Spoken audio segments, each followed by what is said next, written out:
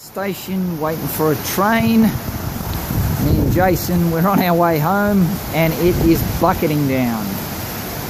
It has been a pretty hot night and it was a warm day. Check that out. Still got 90 minutes to go. Oh boy. Some lightning and thunder before.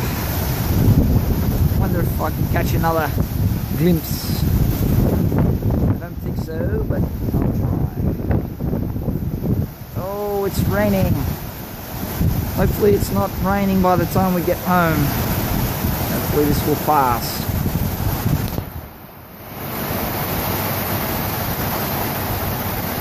I don't think so, but we'll have to see.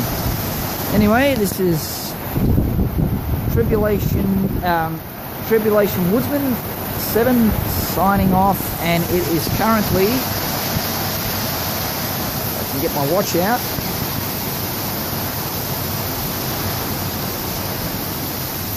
come on, focus.